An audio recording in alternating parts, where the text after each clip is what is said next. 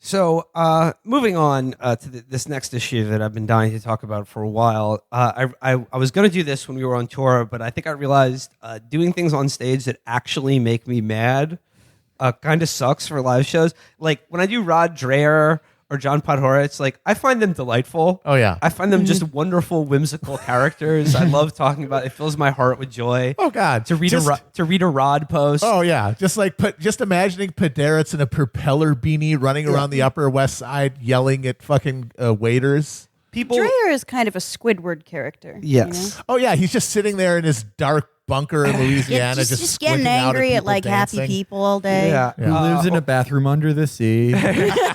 Or, for instance, John Cass in Chicago. Right. Discovering the John Cass canon was magical to me. It changed our lives. I mean, reading the Father's Day column that filled me with amazing. joy. I mean, it's like all these people. Yeah, they're like they have bad opinions. They write bad things, but they're just wacky. Well, they're largely just powerless, miserable. Because they're dorks. impotent, and they're so unhappy that it makes it funny. Exactly. Yeah. Yes. So this is my way of introducing something that actually does legitimately piss me off. And I'm talking about Ben Sasse, Senator from Nebraska, Ben Sasse. And now the other thing I want to introduce this by way of saying, we talked at the beginning about the caravan, and this is the caravan and the Kavanaugh election is what Trump said. And his a big slogan, their big Republican slogan for the midterms is jobs, not mobs. And on the Venom episode, we talked about how the hot new political buzzword is tribalism. Mm-hmm. This is the new buzzword that people are going to use to basically confuse you and make it seem like you should feel guilty for being angry at these evil fucking assholes who are ruining the world and your life with every breath that goes in and out of their disgusting corpse-like bodies. Yeah. And of course, Mitch McConnell getting hassled at eating lunch, or Ted Cruz getting yelled out of a restaurant. This is the horrifying spectacle of tribalistic mob violence that is, that the entire pundit class is trying to stoke up fears about or lament in some way that like, oh, this is where we've all gone wrong. It's an obfuscational term. It completely obfuscates like the fact that people I think are trying to grapple with something that at its I think clearest is class politics. And at its most muddled is at least the realization that there are clear and obvious enemies. Absolutely. Well, yeah, we have what we were talking about. We have like this white minority rule, this like fucking like latter era South African regime where like a third of the population of angry fucking, suburbanites rule over the rest of us and are locking in, judicial appointments and dooming us to climate oblivion right in front of our faces with every avenue of legitimate, opposition closed. You can say, "Hey, vote." Yeah, okay, I'll vote. The people with the most votes did not win in basically any of the elections of the last fucking 8 years, and then you get mad at these fucking scumbags, and that somehow means that you have lost yourself to passions and here's tribal identity. Yeah, you're part of a tribe, whether you know it or not. To get to Ben Sasse, though, like if you are Ben Sasse, a guy who positions himself as not like Trump, as a decent politician that harkens back as this sort of statesman and someone who speaks to our better angels while, of course, voting to confirm Brett Kavanaugh. Of course.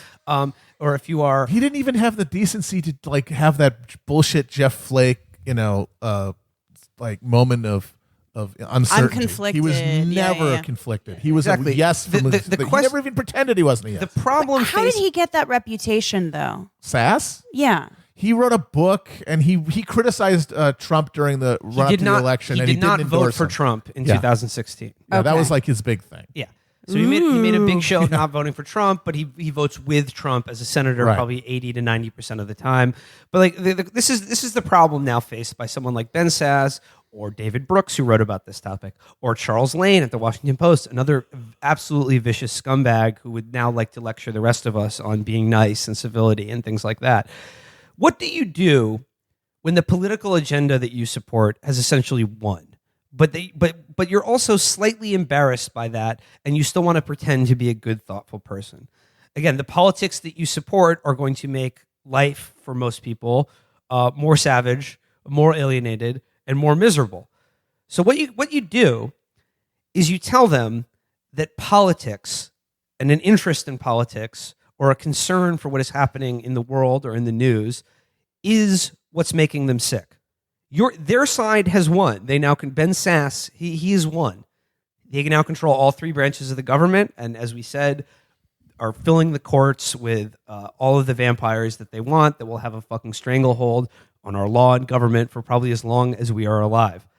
So how are you going to deal with the fact that even though you control most of the government, you're brutally unpopular? There's no popular support for any of these outside of like the rump 20 to 30% of this, MAGA shitheads in these countries.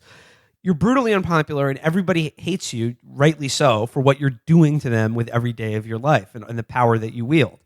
So you tell them that the justified anger that they're feeling is making you sick. Mm-hmm.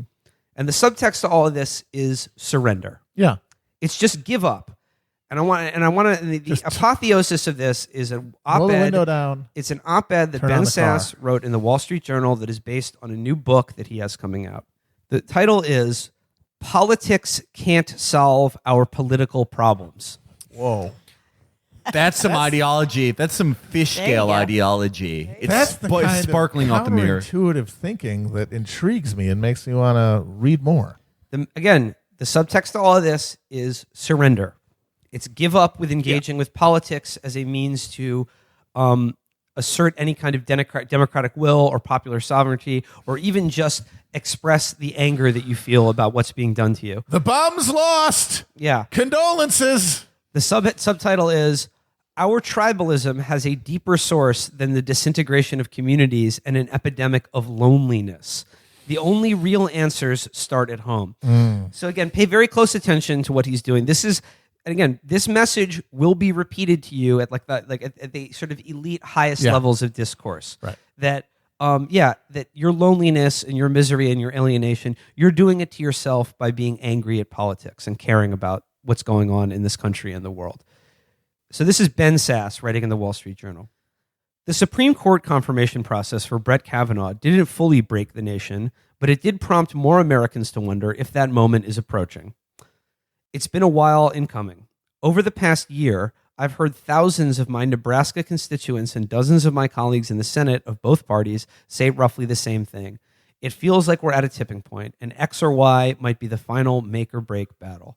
More Republicans and Democrats are placing politics at the center of their lives. Both sides seem to believe that a grand solution to our political dysfunction can be found inside politics. If we could only vanquish those evil people waving a different banner, this thinking goes, we'd be on the road to national recovery."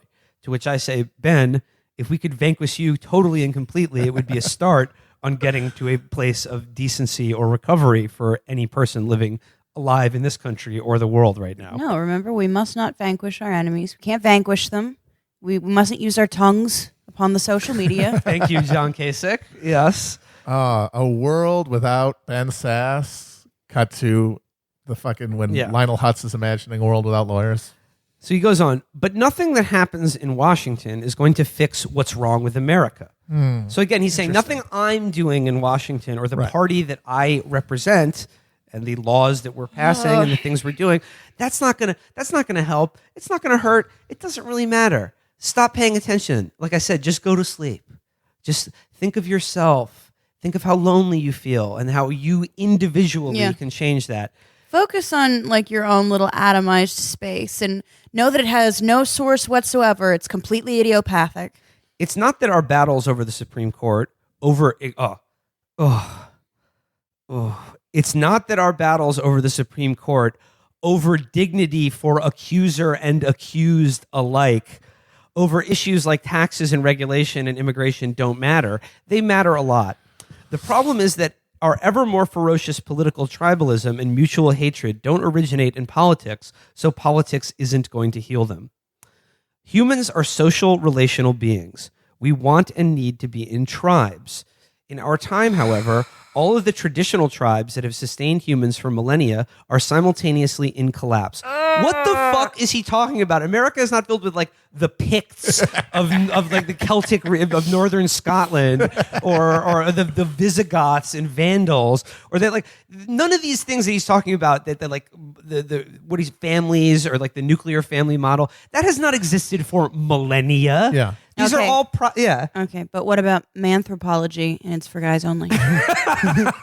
Well, this is like everyone in politics. Everyone has to live a life of fantasy now, right? Yeah. Because if you just post a lot now, you're the resistance. You're a scrappy group of rebels duct taping AK-47 banana clips, one upside down, so you can quickly reload in the heat of battle by replying to President Trump. If you're a MAGA shithead, you think that there is a human train of millions of Islamic-style Mexicans coming to kill you and turn Ruby Tuesdays into Ruby Ridge. If you're this guy, if you're this fucking asshole, which is someone who believes the exact same things as Trump, but is really just upset at how rude he is, and it really just breaks my heart to rubber stamp everything he does, you believe that the epidemic of interruptions and yelling means that you are in the midst of a civil war. Yeah. And again, this idea that that these traditional tribes have sustained humans for millennia bears no reference to the, like I said, he's going to begin talking about some imagined American past. Everything that he imagines are only the products of like post-industrial modern culture entirely. Yeah. This has not been around for millennia, what he's talking about. Well, America is not, America is a freak. Right, but also those tribes didn't form, by some kind of, filial kinship or anything. Like these were social and economic arrangements. They all made, smelted metal or did the what the fuck ever else. Like this stuff even was economic and political then. Yeah, social and economic arrangements that, guess what, are the result of politics. Yeah. Of politics. So he says things like family, enduring friendship, meaningful shared work, local communities of worship have all grown ever thinner. We are creating thicker, more vehement tribes around our political differences. I believe because there is a growing vacuum at the heart of our shared, or increasingly not so shared, everyday lives. Loneliness is everywhere in the U.S., across every sector of society. A survey of more than blah, blah, blah. And he goes on to talk about a loneliness epidemic. None of this should surprise us. Americans today have fewer shared projects than our parents and grandparents did, and we belong to fewer civic groups. Because we change jobs more often, we have fewer lasting work friendships. We delay marriage, have fewer children, and live in larger homes and more separate from those of our neighbors. We move from place to place for relationships, economic opportunity, and better weather, and we end up with economic opportunity and better weather. Again, listen to the way he talks about this, that people are just choosing. They're just choosing to delay marriage or move around for work or have to not work or don't have one job for their entire career. This is just these are just individual people who are choosing to make these decisions that make their lives lonelier. Humanity just suddenly became really flaky all of a sudden. I don't know what happened. It's like there's this one economic system that's basically forces you to only interact with other people in a transactional, individual manner and doesn't really allow for any sort of communal understanding of anything, that the only way to be is an individual economic actor, like the idea that we are all novus, like, or homo economicus or whatever the fuck, and we just have to activate our own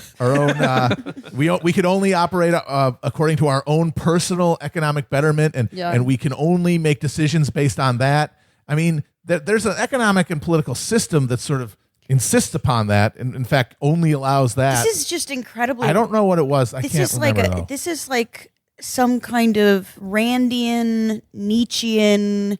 This goes so far beyond there is no society. This is like the most bleak, cynical outlook of human beings I have ever heard. This is before we get into that, I want to point out that Homo economicus is the proper Latin name for gay for pay. But the thing is if it was Randian or something, if it was just like, yes, then they would be like, hell yeah, we're all only good. Fuck that. Long live the new flesh. The only person who matters is me, and one day I'm going to be part of a computer or something. He is simultaneously championing an economic political system that makes this happen, and then he's crying about it. Yes. but And he saying says it's that bad. this stuff is individuated too at the same time, that it's that this is somehow some kind of active decision that people have made. Exactly. Which implies individualistic free will, and that you're not the product of society. It's completely incoherent. Well, this is very similar. It reminds me of a very similar writer, our friend Thomas Friedman. Oh, he is And our friend. Thomas Our Friedman. special little friend. Thomas Friedman would always write about like the loss of American manufacturing jobs, but in the context of Americans have to work harder. They have to strap up and lace up for game time. Phase the fuck up, boys. Let's work for $2 an hour. Like it was their choice. Yeah. Like they were just like, send my job somewhere else. I don't need it I'm sick of this anymore. bullshit. It is, yeah. It is, and that thing of you know, politics is filled with people who are crying because they got exactly what they fucking wanted.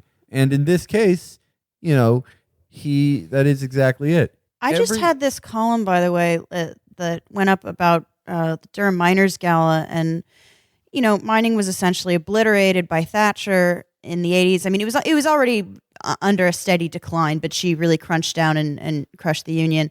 But it was absolutely amazing how much these men mourned for these jobs that filled their lungs with coal, that could potentially crush them to death, that, just ravaged their bodies. Really dangerous, incredibly difficult work. But what they did like about it was that it gave them like a handle into politics in a way that other jobs did not. That you had like industrial policy, and also there are some people that are just freaks and like working really hard and don't form podcasts. But like they had a handle on industrial policy, they had a handle on the welfare state, and they had a unified political body in the form of the union that formed, I don't know, the word organically is misleading, but around a workspace. They talked about, it wasn't just that they lost the jobs, it was like the union was like a de facto kind of micro welfare state. It set up like retirement homes that were centrally located, so you could like age with dignity in like the city center. You could just like have, and they were just houses. Like all of this stuff was this is what community actually was. When Ben Sasse mourns the loss of shared meaningful work and community and a sense of united purpose, would it surprise you to know he's not talking about strong labor unions? Yeah. So he goes on. None of us wants to be left out. The same isolation we felt at the edge of the cafeteria or as the last kid picked for kickball causes everyone to yearn for a group. They love telling on themselves. Even though political ideology is a thin basis for intimate connections, and at least our cable news tribes offer the common experience of getting to hate people together. As relational nomads, it's far easier now to be together against something than for something. It's not as fulfilling, but at least we're not totally alone. Americans have always had political disagreements with their neighbors, but in the past, political differences could disappear when Friday night ball games rolled around and the whole town turned out wearing What is he talking and about? the whole town turned out wearing the same colors and cheering for the same team. Today, our towns are hollower and we're not on the same team anymore. Okay, what I want to note about that paragraph where he says, yeah, we had political differences, but in the past, you'll notice all the work that in the past is doing there. He doesn't specify exactly at what point in the past this era took place.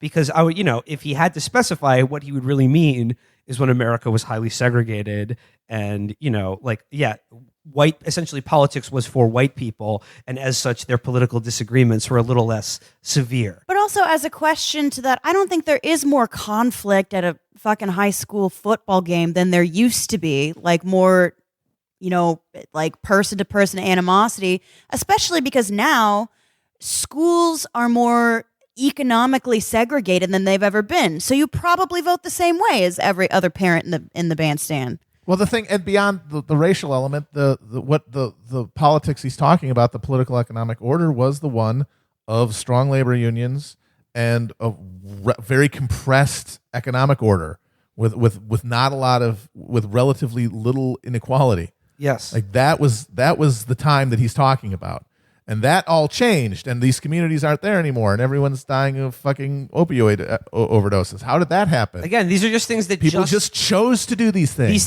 These things are all things that he's talking about. They just happened, and they all happened absent politics. Yeah. So he goes, though it's tempting to think that the sorry state of our public square has to do with fights over hot-button policy issues and the president's latest tweet, the problem runs deeper than that in ways that aren't always personally comfortable. A big part of the problem is the habits and attitudes of elites. By elites, I mean just about everyone reading this, the mobile educated class. And he defines elites, he references some professor at Harvard who defines elites as someone with at least one parent who graduated from college, which puts them in the top socioeconomic third of society. In the U.S., there is a growing divide in family structure, educational achievement, and economic prospects between this top third and the bottom two-thirds. More than ever before, we are retreating into silos that separate us from people who don't share our socioeconomic background. Again, why is this all happening? Well, Why is everyone just choosing to do that? It's so weird how like jobs that people could survive and sustain a family without a college degree don't exist anymore. It's kind of funny how that just happened. In the U.S., the mobile and the stuck categories are growing, while the rooted are rapidly dwindling. Place is being undermined by the digital revolution, and all of us, that's it. wherever we fall along the social divide, are feeling the resultant hollow pain in our chest. I knew it was Fortnite. I fucking knew it was Exactly. Fortnite. In lieu of politics or economics, what he's blaming for our loneliness is the internet. In selfies. I knew it was the fucking selfies. It's the internet. Yeah, exactly. So he goes, how do we fix this? Not by legislation. Of course not. Because we're talking about souls and habits, not prohibitions and mandates. Tell you what, you can go to church and we'll do politics then. That's true. If he thinks none of this stuff if this is the biggest problem we have and politics won't solve it, why is he jacking off in the fucking Wash your Senate? hands of it. What a waste of time. Yeah. He is basically saying his entire life is pointless. His entire life's work of politics is totally meaningless to the lives of the people he's supposed to be representing. This again, but like that's the message for the suckers. His message is, I'm going to continue to vastly accelerate income inequality and increase the power of law enforcement to surveil, harass, and imprison you for doing the things that you need to do to, ameliorate the pain and misery that you feel as a result of our political and economic system. I'm going to keep doing all of that, but if you're angry and upset about it, just stop paying attention to it and focus on your soul. Focus on your individual soul. I consider this all part of a concerted effort on the part of the very elites that he's talking about. This reminds me very much of an op-ed that was in the New York Times not too long ago by Arthur Brooks, the head of the American Enterprise Institute, that was telling his elite liberal audience. It was a whole article about how it's okay to go on a politics cleanse. And what he was saying is, hey, coincidentally at a time right when the midterm elections are starting to heat up, he was saying, you know what, it's just try this. Just don't read the news or talk about anything political for 2 weeks. You might like it. Maybe you'll like it so much you'll stop caring about politics altogether, and we can continue to do what we've been planning to do for the last 30 years, which is, worship Moloch, resurrect Vlad the Impaler, and, just basically find a suitable male host for King Payman. It's okay. Just draw a hot bath and just open your veins. You're feeling sleepy, very sleepy. It's just like going to bed. It's Exactly. just like going to sleep. So I think a lot of people did do that, and now there's this mass hysteria. I've been on Facebook for like 6 hours. Everyone has lost their fucking mind. So they didn't watch it for a very long time, apparently, and now things have gotten out of hand, and now they're panicking and have no idea what to do. But then, like, the vast majority of people, it's very telling that Sasse thinks that the greatest social epidemic is political polarization, when it doesn't even affect half the country who are just too beaten down to give a shit about any of this. Okay, this is what Ben is finally going to give you his own personal example of what he's doing. Not his job as a senator, which is voting to confirm Brett Kavanaugh and everything that Trump wants to do. He goes, a decade ago, my wife Melissa and I decided to put down roots by reinvesting in my hometown of Fremont, Nebraska, and despite and partly because of the fact that it is showing signs of economic decline. The town's biggest employers are a pig plant and a chicken plant, and the share of the public school students getting free or reduced priced lunching is spiking. Of course, I'm sure as his role as senator, he's working to, axe all funding for, school lunches and turn their entire education system over to, I don't know, Liberty University or someone like that. Turn it into an app. It'll be fine. Yeah. Wealthier people are leaving our town of 26,000. Although first-generation immigrants are adding a youthful vitality, there is serious social conflict over the pace of change. Melissa and I... Youthful vitality. It sounds like he wants to drink their blood. Melissa and I have worked with our children to develop an imperfect provisional strategy for engaging more meaningfully with our community. Oh, my God. We've tried... That's how you parent? That's how you talk about parenting? Say that phrase again. An imperfect provisional strategy for engaging more meaningfully with our own community. We've tried through our church and other local groups to become friends with people from every race and income bracket in Fremont. We've begun doing more community service, and we've made an important symbolic commitment to buying cemetery plots here. That's like the Tom Meyer shit where his parents showed him his grave that they bought for him. We take our kids to the graveyard and show them, yes, you'll die here. Or even if you move away, your bones will molder in the ground. Wow, I really envy all of the poor immigrant people who are trying to go through their day with Ben Sasse bothering them. That Ben sounds really Sasse awful. with family in tow. Yeah. It's like, what are you doing? Selling oranges, huh? That sounds tough. Have you tried logging off? Then it might be less tough. He says, it's not nearly enough, and Melissa carries most of the burden because I'm off in D.C. too many nights a week, but it's a start. Just as happened under rapid industrialization and urbanization, we of the digital age must find creative ways to replenish social capital. You notice he doesn't mention people's actual capital. No. He's like, I'm going to continue amassing that for myself and taking it away from the rest of you. Wherever there's a disruption, new forms of Republican virtue, with a lowercase r, must emerge, flowing from and reinforcing habits of mutual affection and understanding.